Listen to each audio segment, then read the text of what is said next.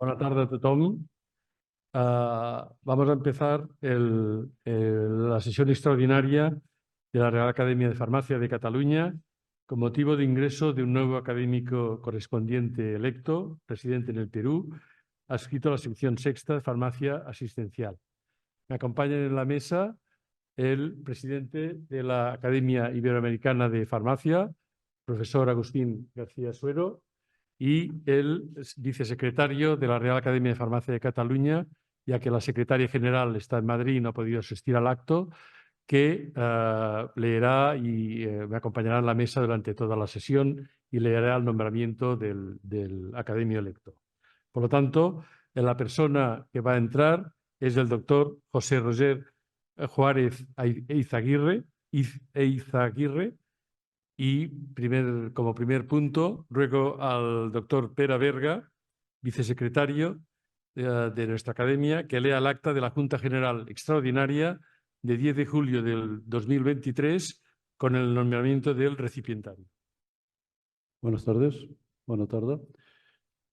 Resum de l'acte de la secció de la Junta General Extraordinària d'aquesta Real Acadèmia de Farmàcia de Catalunya, celebrat el 10 de juliol de l'any 2023, la qual consta com a punt únic del dia l'elecció d'acadèmic corresponent. Va obtenir nombre suficient de vots el doctor José Roger Juárez Eizaguirre, el qual fou proclamat acadèmic corresponent electe. Moltes gràcies. Muchas gracias, doctor Berga. Y ahora pido a los excelentísimos señores doctora Alexandre y doctor Carreras vayan a buscar al nuevo académico para acompañarlo a la sala.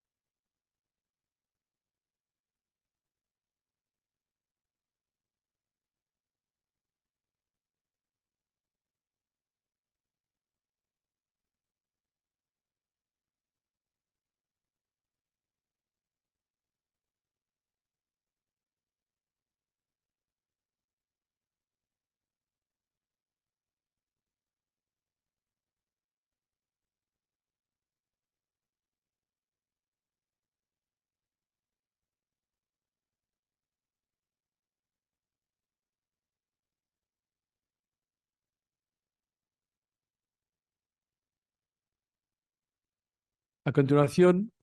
siguiendo el esquema de la entrada de un académico, va a ser la presentación del mismo.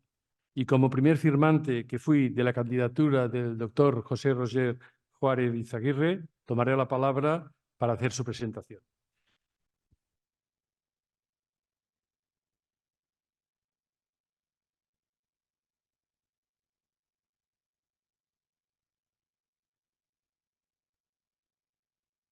Buenas tardes de nuevo. Es para mí un honor y una enorme satisfacción poder presentar al doctor José Roger Juárez Eizaguirre en el acto de ingreso como académico correspondiente residencia en el extranjero, en este caso en el Perú, en la Real Academia de Farmacia de Cataluña, y agradecer a su Junta de Gobierno, que actualmente presido, la confianza que me ha otorgado con dicho encargo. El doctor José Roger Juárez es natural de Piura, Perú. Es químico farmacéutico y especialista en farmacia hospitalaria. Se formó en la Facultad de Farmacia y Bioquímica de la Universidad Nacional Mayor de San Marcos de Lima, Perú. Y ya desde su primer curso en la tradicional Facultad de Ciencias mostró gran interés por la carrera que eligió, logrando destacar por su dedicación al estudio y a la investigación. Antes de graduarse como profesional, tuvo ocasión de demostrar su inclinación por la docencia al ser incorporado a las asignaturas de parasitología y luego de farmacotecnia, como asistente de cátedra, espacios que le significaron seguir una carrera docente exitosa por más de 50 años, pasando por jefe de prácticas, profesor auxiliar, profesor asociado y finalmente profesor principal. Entre sus cargos docentes desempeñados durante su trayectoria, cabe destacar profesor principal de la Universidad Nacional Mayor de San Marcos de Lima, profesor de la unidad de posgrado de la Facultad de Farmacia y Bioquímica de la Universidad Nacional Mayor de San Marcos, presidente de la Comisión Permanente de Evaluación y Perfeccionamiento de Docentes de la Facultad de Farmacia y Bioquímica de la Universidad Nacional de San Marcos, profesor contratado por la Universidad Peruana Cayetano Heredia, profesor de la Escuela de Enfermería en la Dirección de Sanidad de la Marina, coordinador del internado farmacéutico en el Centro Médico Naval. En su actividad profesional, siendo especialista en farmacia hospitalaria, también se forjó una trayectoria importante en dicho campo, al ser el principal promotor de la farmacia hospitalaria en el Perú, lo cual ha permitido que este sea uno de los campos de ejercicio profesional que ha alcanzado uno de los más altos grados de desarrollo en dicho país. Es autor o coautor de más de 40 artículos científicos y monografías, destacando artículos sobre interacciones medicamentosas, estudios farmacocinéticos, bioequivalencia y biodisponibilidad de medicamentos, diseño y formulación y estabilidad de preparados galéricos, consumo y seguimiento farmacoterapéutico en pacientes hospitalarios, etc. Ha sido director de más de 60 tesis pregrado y de 8 tesis de posgrado, para títulos de magíster o de doctor. Ha participado como conferenciante, ponente o panelista en numerosos congresos, seminarios y reuniones científicas nacionales, peruanas e internacionales, en muchos casos como miembro de los comités científico u organizador. Destaca un hecho importante en su vida profesional, que es el haber sido convocado por la Farmacopea de los Estados Unidos, la USP, para participar en un panel de expertos para la traducción al español de la Farmacopea de Estados Unidos. Ha sido miembro de diferentes jurados y comités de expertos y merecedor de diferentes premios y distinciones, entre las que destaca la Medalla de Oro Hipólito Unanue, por su importante trayectoria profesional y por sus aportes a la farmacia peruana. También ha sido director y editor de la revista Ciencia e Investigación de la Facultad de Farmacia y Bioquímica de la Universidad Nacional Mayor de San Marcos, editor de la Revista Peruana de Farmacia y director de la revista del Colegio Químico Farmacéutico Departamental de Lima. Es académico de número y presidente de la Academia Nacional de la Farmacia del Perú, académico correspondiente extranjero de la Academia Nacional de Farmacia del Instituto de España y académico de honor de la Academia Iberoamericana de Farmacia. En relación a su discurso de ingreso en nuestra Real Academia de Farmacia de Cataluña, titulado, como habrán visto en la invitación, La formación clínico-asistencial del farmacéutico en el Perú, les adelanto que relata brevemente la evolución de la farmacia desde la época del Imperio Inca hasta la actualidad, el inicio de los estudios de farmacia en el Perú, la creación de la primera Facultad de Farmacia y Bioquímica en la Universidad Nacional de San Marcos de Lima y que permitió una evolución en los estudios de farmacia con una visión más clínica y asistencial, con mayor orientación del farmacéutico hacia la atención integrada y continua y fortaleciendo su papel en los equipos de salud centrados en el paciente. Para finalizar esta presentación, una vez realizada la misma y leído el discurso reglamentario de ingreso por parte del doctor Juárez, como presidente tendré la gran satisfacción de otorgarle al doctor José Roger Juárez Eizaguirre la medalla, estola y el diploma que le acreditan como académico correspondiente de la Real Academia de Farmacia de Cataluña. Muchas gracias, moltes gràcies.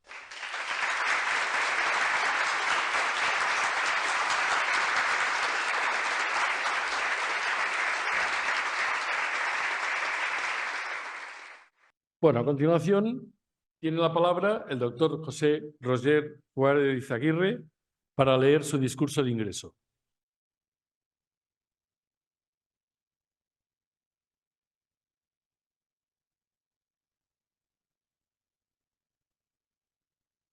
Buenas tardes, excelentísimo señor presidente de la Real Academia de Farmacia de Cataluña, Joan Premayer,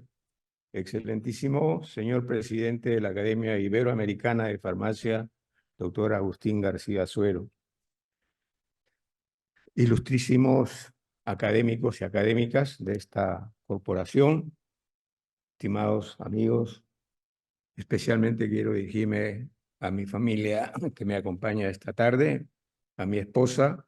compañera de toda una vida, más de 50 años de matrimonio, creo que nos mantienen unidos, a mi hija y su esposo, a mis nietos que me acompañan también con su presencia, y también agradecer a todos aquellos colegas, amigos, compañeros de Iberoamérica que nos siguen a través de la vía virtual. Agradecer también la presencia, la compañía de algunos familiares, empezando por mis hijos que están en Perú y en Estados Unidos, mis nietos también, repartidos en parte en Perú, algunos en Francia y otra, en Inglaterra. A mis hermanos, que también seguramente algunos están siguiéndome a través de esta vía y acompañando. Agradecerle, señor presidente, por la presentación y por haberme concedido este honor de poder integrar esta Real Academia de Farmacia de Cataluña. Agradeciéndole al doctor José María Ventura por haberme propuesto también la integrar la academia. Con lo cual paso a dar lectura al discurso, que muy bien usted lo ha mencionado, que he titulado La formación clínico-asistencial del farmacéutico en el Perú. Tal vez hacer un par de precisiones, que en el Perú existen facultades o escuelas o carrera profesional de farmacia y bioquímica, esa es la denominación, pero todas otorgan el título de químico farmacéutico a nombre de la nación. Entonces, esos términos los voy a mencionar quizás con alguna frecuencia. Procedo. La existencia de la formación de la profesión farmacéutica en el Perú data desde la época colonial, tanto que podríamos comentar que se remota a la presencia de alguno que otro boticario español que estuvo en disposición de conocer el Nuevo Mundo y, lógicamente, también de médicos, con lo cual se fundan los primeros hospitales en el Perú virreinal y tal vez, años más tarde, alguna farmacia o botica comunitaria. En ambos casos, y a pesar de no existir farmacéuticos como profesionales formados en la universidad, sí hubo personas que asumieron la función propia de este profesional. Sin embargo, también es importante comentar que antes de la conquista existían en el Imperio Inca personajes que conocían los secretos y bondades de algunas especies vegetales y animales a las que atribuían actividad curativa. Por esta razón, considero oportuno mencionar que tal vez nuestra actividad farmacéutica se inicia mucho antes de la llegada española al Perú, siendo así que en el incanato existieron personajes muy importantes que asumieron un rol trascendente en la salud de la población. La posición social de los profesionales de la medicina en la cultura inca se conoce gracias a los hallazgos arqueológicos y sobre todo gracias a los escritos de los cronistas españoles. En la medicina inca, la religión y la magia ocupaban un papel destacado. Existieron personajes muy importantes que asumieron un rol trascendente, en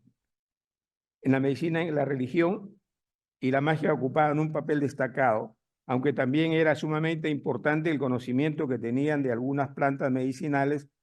por lo que los distintos tipos de curanderos las asociaban a ceremonias mágicas y religiosas. El Hampi Camayo o Hampi Camayo,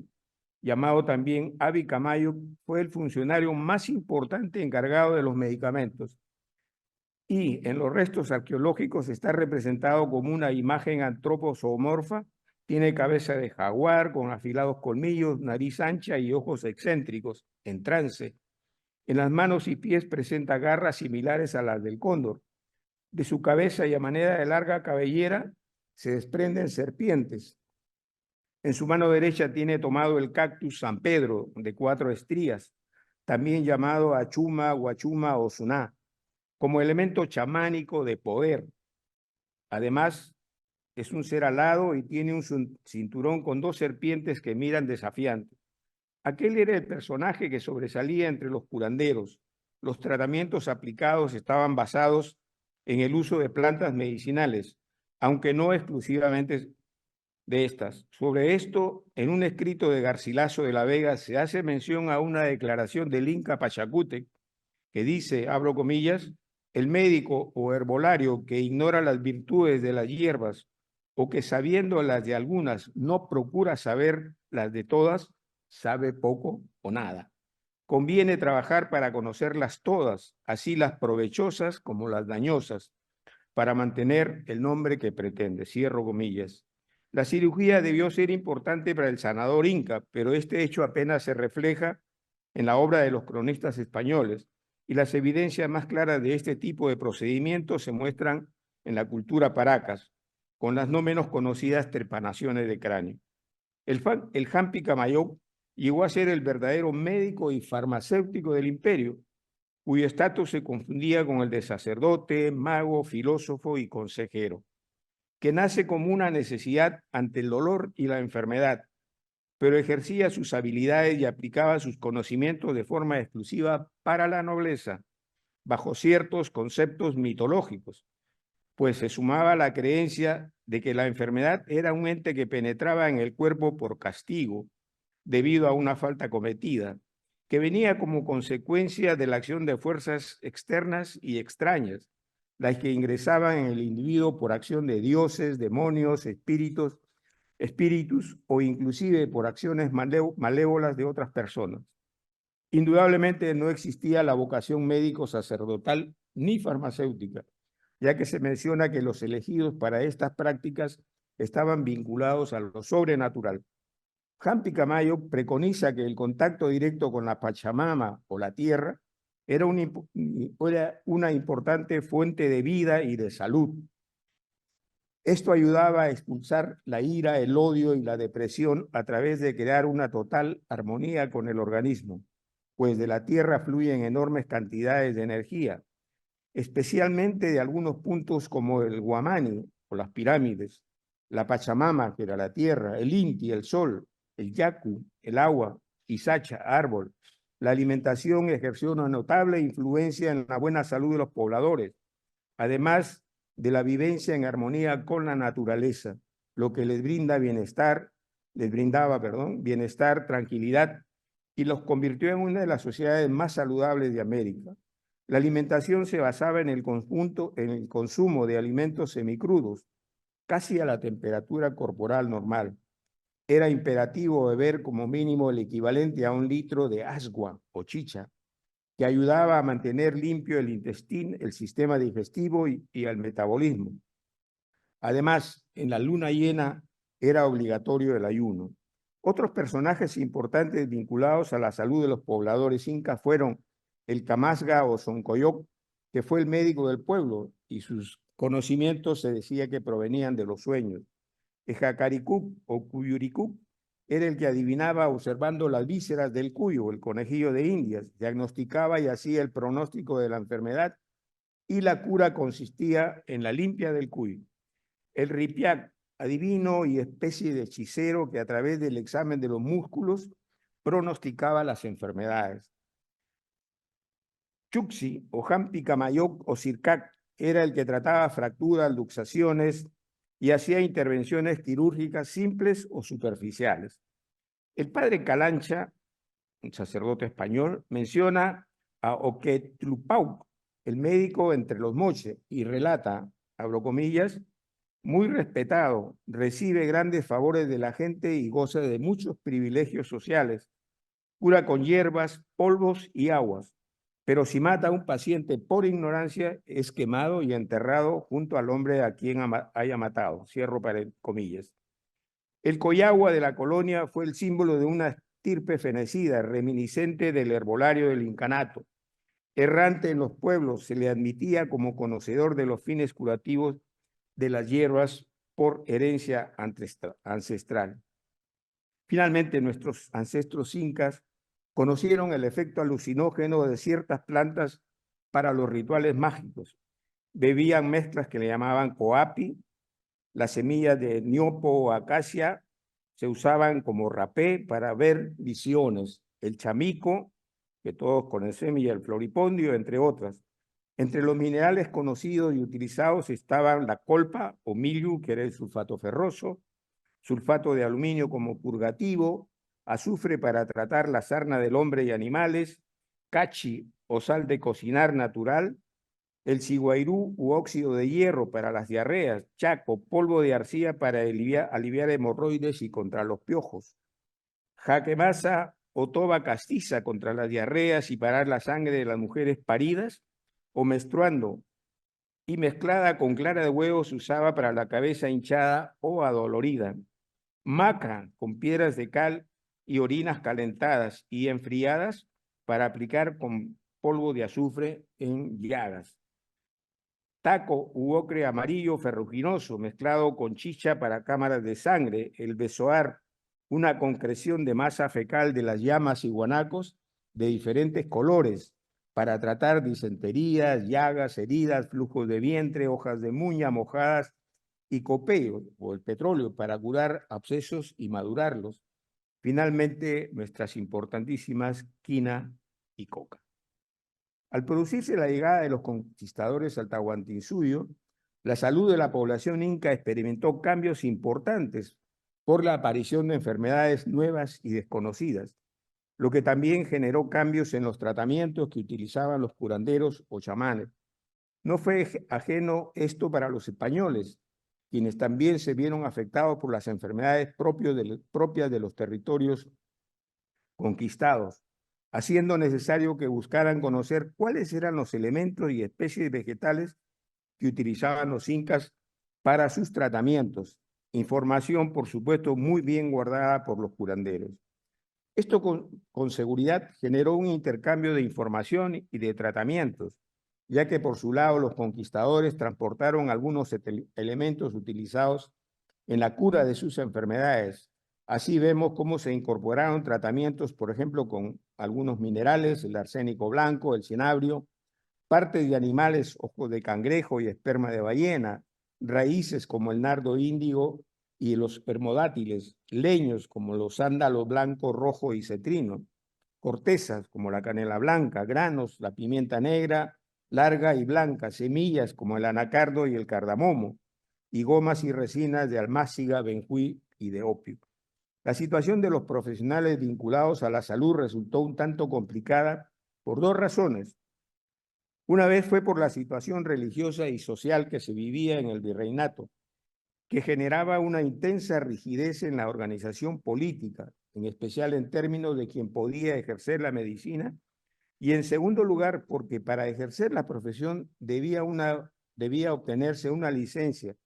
que a partir de 1568 la otorgaba el Real Tribunal del Protomedicato, previa demostración de limpieza de sangre. A los médicos o doctores togados o facultativos se les exigía haberse graduado en un colegio o facultad de medicina. Luego estaban los cirujanos y los flebotomistas o practicantes de sangrías e intervenciones menores, pero por orden de los médicos.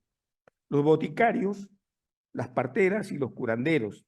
Estos tres últimos, a pesar de ser los curanderos, a pesar de ser perseguidos, compartían mucho conocimiento con los boticarios. Indudablemente que la medicina practicada por los médicos españoles era de carácter medieval, empírica y experimental más que científica,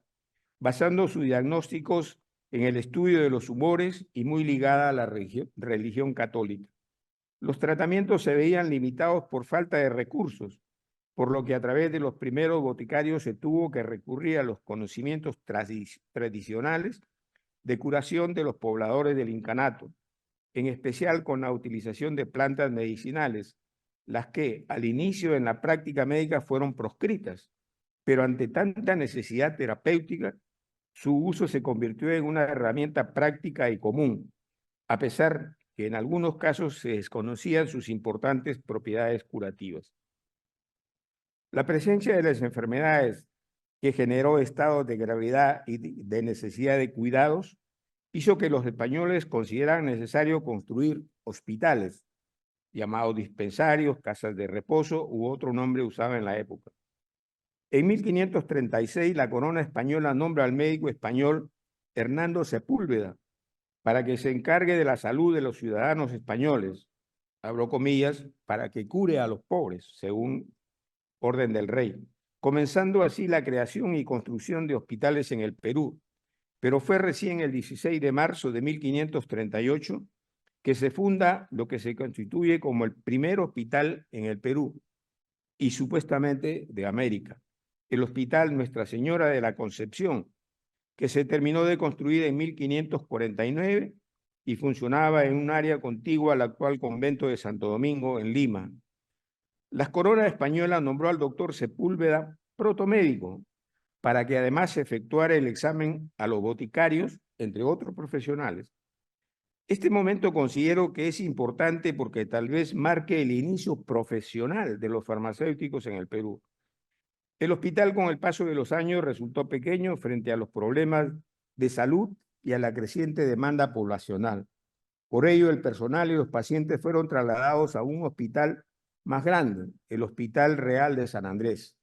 que funcionaría en la actual Plaza Italia en los barrios altos de la antigua Lima, convirtiéndose en un hospital dedicado exclusivamente a la atención de hombres españoles,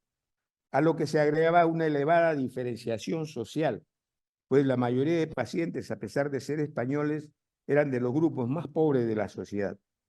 En este hospital funcionaba una botica, la misma que se ubicaba hacia la derecha del patio principal. Se menciona que era tan buena como la mejor de la ciudad, con varios aposentos, lo cual nos lleva a presumir que los primeros farmacéuticos o boticarios del hospital fueron los sacerdotes o las monjas.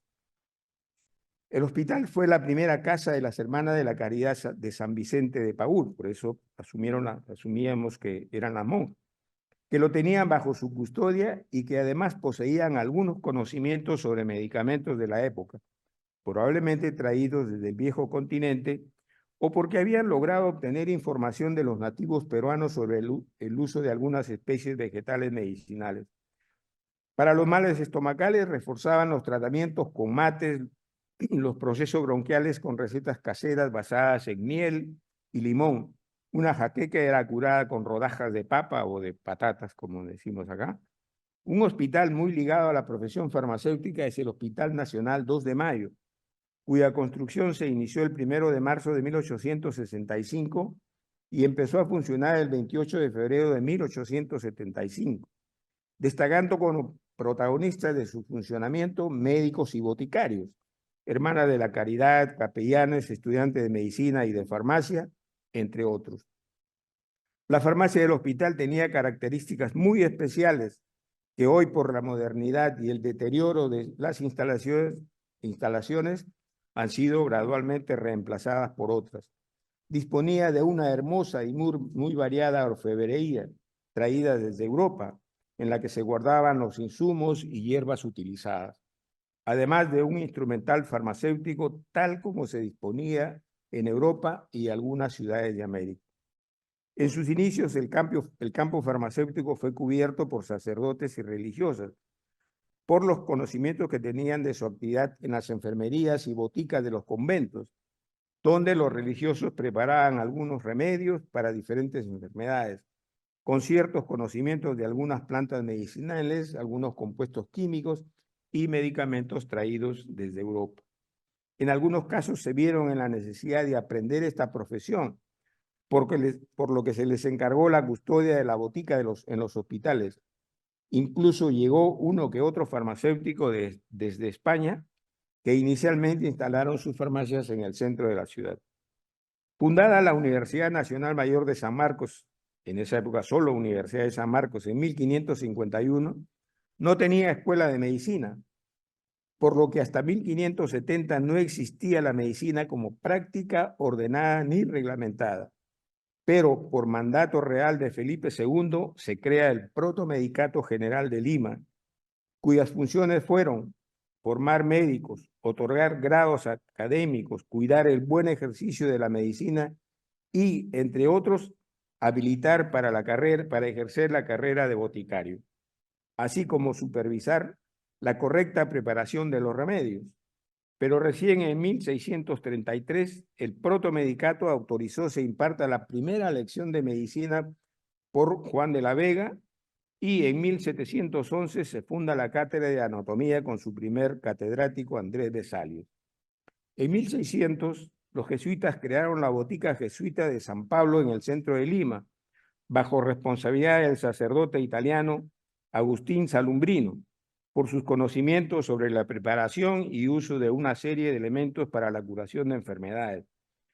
Los insumos que usaba provenían en gran parte de las haciendas, como miel de caña y azúcar para hacer jarabes, y para preservar medicamentos utilizaban vinos y vinagres. Para hacer otros remedios, aceite de oliva, algodón, linaza y dátiles para purgantes livianos. En 1807, don Hipólito Unanue solicita al virrey Abascal la creación de un colegio a ejemplo de los que hay en España para la enseñanza de la medicina y cirugía y sus ramas auxiliares, creándose el Real Colegio de Medicina y Cirugía en el local del Hospicio de Nuestra Señora de Santa Ana, convertido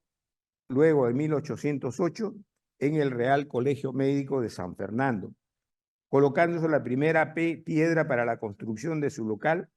en cuyo acto estuvieron presentes el protoboticario mayor, don José Gil, y el boticario honorario, don Luis Montes.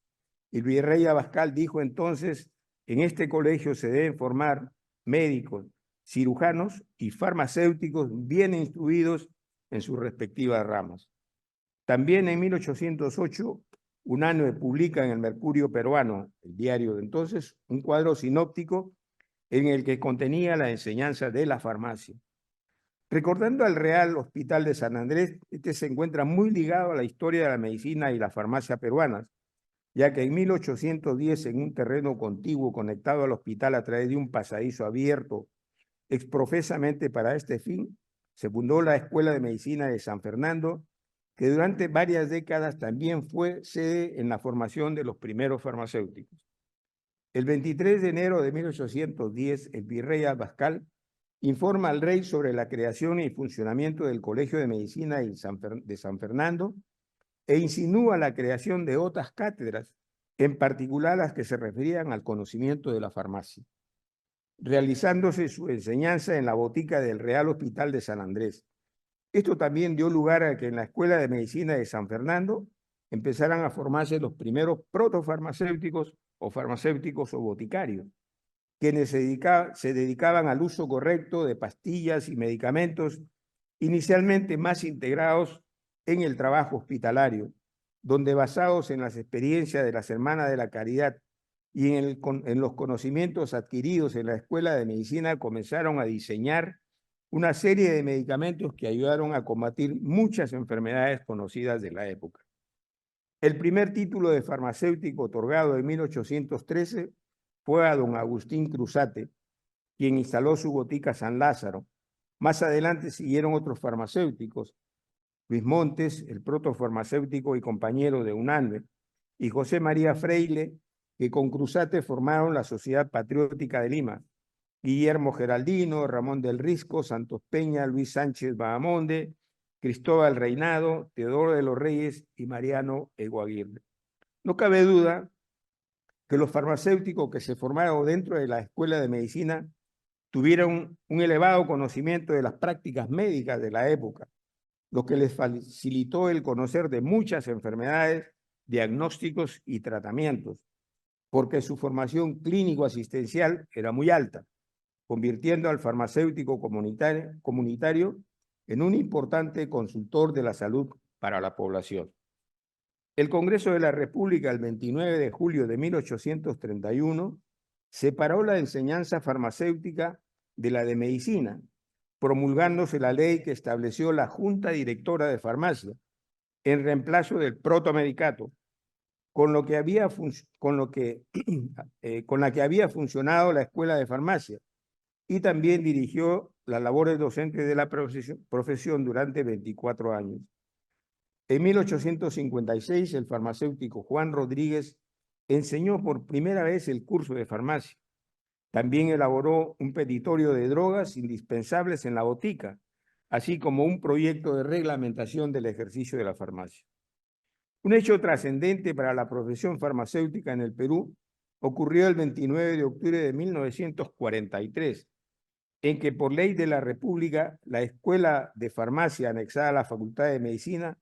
pasó a ser la Facultad de Farmacia y Bioquímica de la Universidad Nacional Mayor de San Marcos, la primera en el Perú. Un cambio importante, ya que después de muchos años lográbamos independizarnos de la Facultad de Medicina, independencia que nos permitió hacer muchos cambios, sobre todo en la formación de los farmacéuticos. En este aspecto nos encontramos con algunas influencias interesantes. Una industria farmacéutica en inicios, principalmente nacional, dentro de la cual laboraban varios docentes de la naciente facultad, quienes consideraron que la formación del farmacéutico debía orientarse hacia esa área, que cada vez veía incrementadas sus actividades. Es entonces que el farmacéutico adquirió una formación más tecnológica y analítica, porque además se creaban otras industrias que también incorporaban a los farmacéuticos, propiciando que nuevas asignaturas sobre análisis y tecnología formaran parte del plan de estudio. Años más tarde, el 10 de noviembre de 1956, por ley de la República se crea la segunda Facultad de Farmacia y Bioquímica en la Universidad Nacional de Trujillo, al norte del país, que venía funcionando como sección superior de farmacia desde 1936 y luego como escuela de la Facultad de Ciencias. Esta orientación en la formación de los farmacéuticos en el Perú se mantuvo más o menos en las mismas condiciones durante casi 5 décadas, con ligeras modificaciones a través de introducir algunas asignaturas como biofarmacia, farmacocinética, más asignaturas de farmacología, entre otras. En el camino se hacían esfuerzos por mejorar los planes de estudio, pero siempre nos encontrábamos con aquellos docentes, abro comillas, dueños de las asignaturas, cierro comillas, las mismas que no podían experimentar cambios en sus contenidos y menos ser eliminadas. Otro factor importante de mencionar es que cuando la Facultad de Farmacia de nuestra universidad programaba la actualización del plan de estudios, siempre la Facultad de Medicina presentaba alguna objeción para que se incluyeran otras asignaturas vinculadas a ellos, como semiología y fisiopatología,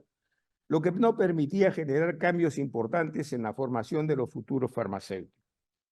En el año 1995, la Universidad Nacional Mayor de San Marcos fue intervenida por el gobierno de turno, lo que generó un cambio trascendental en los planes de estudio de muchas carreras, entre estas la nuestra. La Facultad de Farmacia y Bioquímica ingresó a una fase de reorganización con una comisión de gobierno que vio la necesidad urgente de revisar el plan de estudios y hacer una reforma curricular. Obviando una serie de detalles, se encontró la oportunidad de incorporar asignaturas que le dieran al futuro farmacéutico una formación más clínica, con mayor conocimiento del paciente. Fue así que, contando con el apoyo de los profesionales médicos que laboraban en un hospital nacional y eran docentes de la Facultad de Medicina, se logró incorporar semiología, fisiopatología, fisiología humana, farmacoterapia, farmacoepidemiología, atención farmacéutica, entre otros. Algunas asignaturas las desarrollaban los propios profesores médicos y en el hospital. Por otro lado, algunas asignaturas fueron reformuladas en sus contenidos y extensión, poniéndose en una situación diferenciada la formación del farmacéutico, lo cual luego fue replicado por otras universidades que ofrecían la carrera de farmacia en el Perú. Permítaseme mencionar a continuación un texto presentado por la OPS, la Organización Panamericana de la Salud, que a la letra dice, abro comillas, a partir de la reorientación de los servicios farmacéuticos propuesta en el papel del farmacéutico en los servicios de salud entre 1988 y 1993, La OPS valora con más énfasis la importancia de orientar la educación farmacéutica hacia la consecución de estas nuevas metas. En las Américas, sobre todo en la década de 1990, hubo varias experiencias en el desarrollo de estrategias de fortalecimiento de los servicios farmacéuticos, que representaron un importante marco para definir el papel no solo del profesional, sino de los servicios farmacéuticos hacia la garantía de la atención integral, integrada y continua. Estas experiencias pusieron de manifiesto la necesidad de fortalecer la educación farmacéutica de las Américas con las nuevas orientaciones, la necesidad de una filosofía que module la educación farmacéutica hacia el paciente lleva a la OPS al establecimiento de la Conferencia Panamericana de Educación Farmacéutica, que desde 1990 promueve la colaboración entre las escuelas, facultades y departamentos de farmacia de las Américas. En la primera versión de la conferencia, que contó con la participación de 23 países de América e invitados de Europa y Estados Unidos, se hace la declaración de principios. La OPS reconoce que la educación farmacéutica en las Américas debe ser responsable de formar a sus estudiantes como miembros vitales del equipo de salud, con las competencias requeridas para la entrega de servicios farmacéuticos oportunos y eficaces, con apego a principios éticos y derechos humanos fundamentales. Para la OPS, los propósitos de la educación farmacéutica, especialmente para las funciones en los servicios farmacéuticos, se apoyarán en la coordinación imprescindible entre la autoridad educativa y la autoridad sanitaria, promoviendo un currículo dinámico y estimulante que proporcione los elementos necesarios para la actuación profesional y centrada en los pacientes y en la oportunidad, rescatando los elementos propios de cada país. Cierro comillas.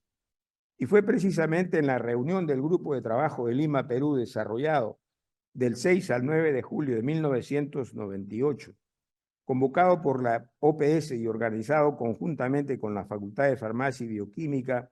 de la Universidad Nacional Mayor de San Marcos, que se presentó una propuesta de plan básico de educación farmacéutica, donde se plasmó esta iniciativa y en el que se incluyó un área de ciencias biomédicas y asignaturas como anatomía, fisiología, farmacoterapéutica, farmacocinética, fisiopatología, que incluyó la interpretación de exámenes de laboratorio, semiología, que incluyó la realización de exámenes físicos, inmunología y nutrición, donde se incorporaba la importancia y relación con los medicamentos. Este documento se llevó a la cuarta Conferencia Panamericana de Educación Farmacéutica en Santiago de Chile en 1999, donde prácticamente se aprobó la propuesta del Grupo de Trabajo de Lima, pero en ciencias biomédicas no se incluyó semiología. A partir de estas reuniones promovidas por la OPS, no hemos encontrado propuestas de cambio importantes en esta área de asignaturas. Otros hechos importantes también sirvieron como base para lograr estos cambios trascendentales en el plan de estudio, vinculados a la formación clínico-asistencial, empezando por la formalización del internado farmacéutico hospitalario en 1989, o las prácticas tuteladas dentro del hospital. Luego de la firma de un convenio entre la Facultad de Farmacia y Bioquímica de la Universidad de San Marcos y la Dirección de Sanidad de la Marina para que este internado se realice en el Centro Médico Naval, hospital de primer nivel de la Marina de Guerra del Perú, durante un año calendario y que hasta la fecha se mantiene con plazas exclusivas para la Facultad Sanmarquina. El internado involucra no solamente la capacitación en el área de farmacia, sino que también en salas de hospitalización, centro quirúrgico y otras áreas del hospital. También es importante mencionar que esta modalidad de práctica ha sido tomada en cuenta por otras instituciones como la Seguridad Social y el Ministerio de Salud en sus diferentes hospitales a nivel nacional, así como también por los hospitales de la Fuerza Armada. Con relación a lo expuesto, es importante mencionar que de las 26 universidades que hasta el año 2020 ofrecían la carrera de farmacia y basado en las exigencias de licenciamiento establecidas por la Superintendencia Nacional de Educación Superior o SUNEDO, 10 universidades no lograron calificar, sobre todo universidades privadas, para continuar funcionando y debieron cerrar sus actividades. El resto de universidades hoy tratan de actualizar sus currículos de estudio a fin de ponerlos acorde al modelo de OPS y siguiendo las pautas trazadas por la Universidad Nacional Mayor de San Marcos. En el posgrado, esta formación se vio reforzada con la creación de las especialidades de farmacia clínica y años más tarde, hacia finales de los 90, con la especialidad de farmacia hospitalaria, ambas con una duración de 3 años. Posteriormente se han creado otras especialidades como bioquímica clínica, así como maestrías en atención farmacéutica, farmacología y otras. Algo importante que destacar es que a partir del 2014, las especialidades en farmacia clínica, farmacia hospitalaria y toxicología y química legal, por decreto supremo pasaron a desarrollarse bajo la modalidad de residentado hospitalario, supervisado por el Comité de Residentado Químico Farmacéutico, adscrito al Ministerio de Salud y bajo responsabilidad académica de la Facultad de Farmacia y Bioquímica de la Universidad Nacional Mayor de San Marcos. El programa de residentado se realiza bajo los mismos lineamientos que el residentado médico, con una duración de 3 años y en diferentes sedes hospitalarias o sedes académicas. En resumen, podemos concluir que en la actualidad el farmacéutico en el Perú recibe una formación clínico-asistencial más acorde con las necesidades y servicios que demanda la salud de la población. Y por supuesto, no olvidemos que también tuvimos el aporte de 2 grandes farmacéuticos españoles, forjadores de muchas generaciones de farmacéuticos y luchadores incansables por la formación de calidad, don Benito del Castillo y don Agustín García Suero. Muchas gracias.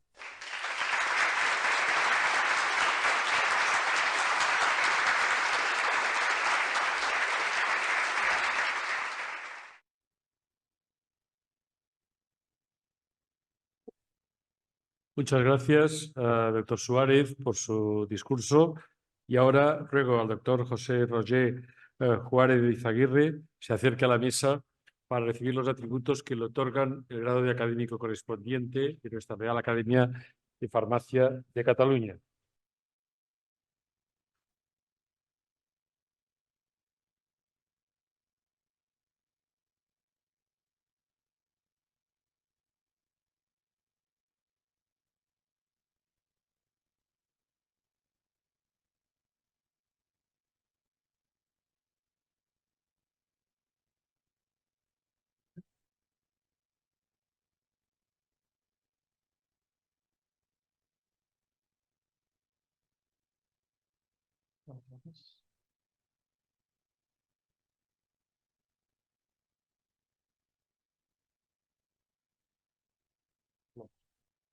Gracias.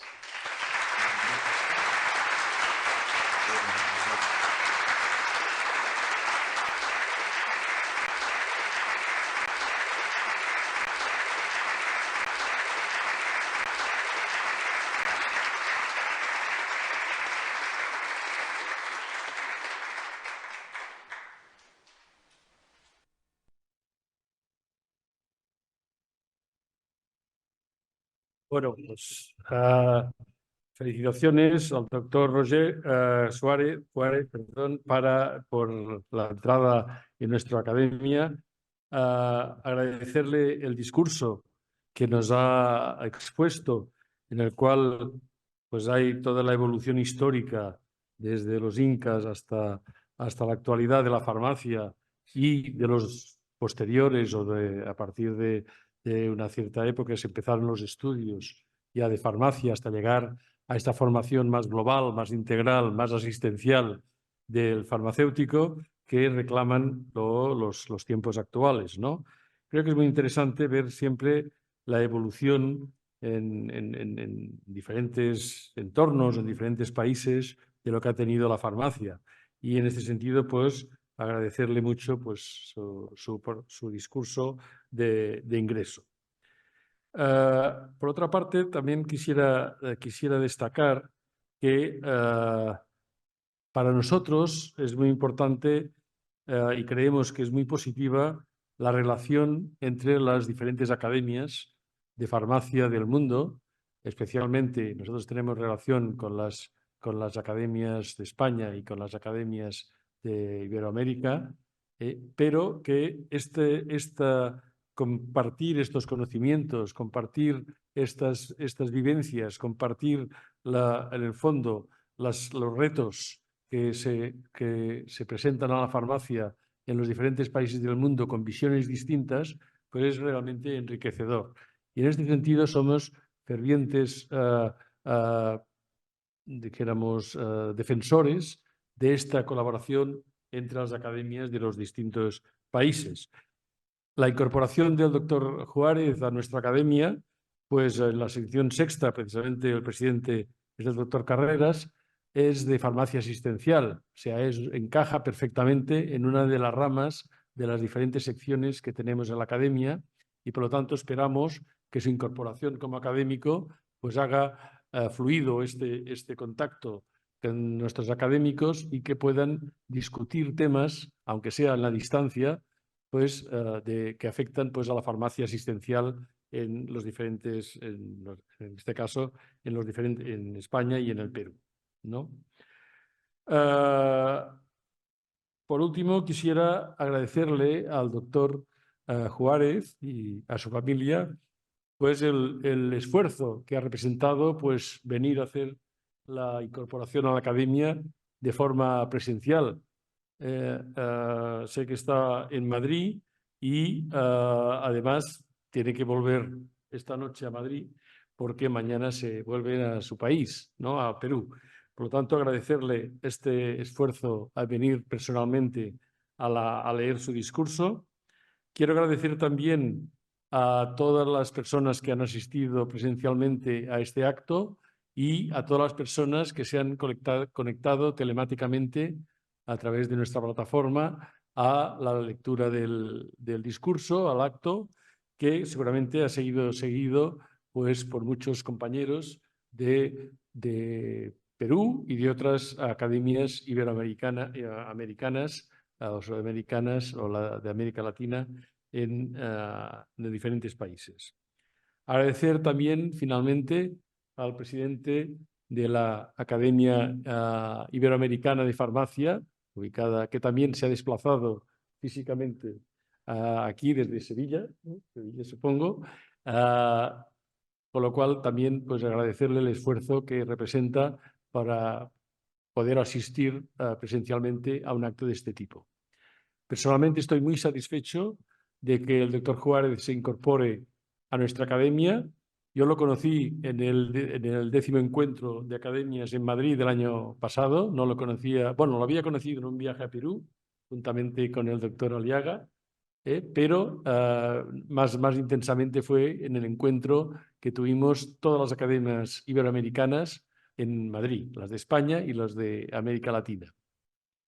Por lo tanto, sé cómo es, sé cómo piensa, sé su trayectoria y no dudo que va a ser una incorporación importante para nuestra Real Academia de Cataluña.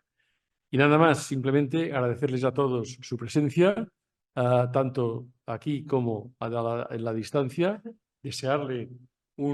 a usted y su familia un feliz regreso a su país y aquí a Sevilla. Y nada más, se levanta la sesión, pero antes quisiera, ya que ustedes no habían estado en esta academia, decirles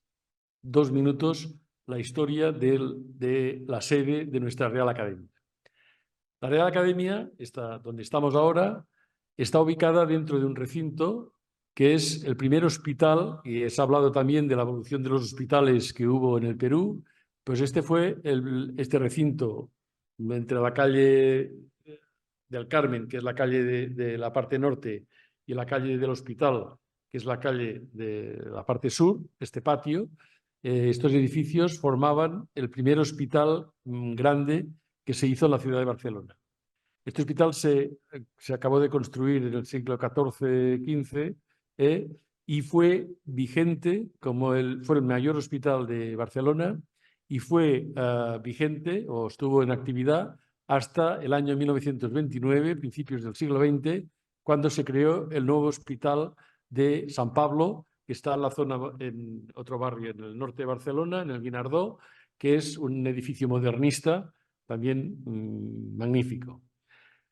Dentro de este recinto hospitalario, que lo conforman todos los edificios del alrededor, nosotros estamos ubicados en lo que era la farmacia del hospital. Entonces, esto era la farmacia. Primero era solo la estancia que tengo a mi derecha, que después la pueden visitar porque hay, o la pueden ver, porque hay una colección de botes de farmacia y de cajas de vegetales para preparar los remedios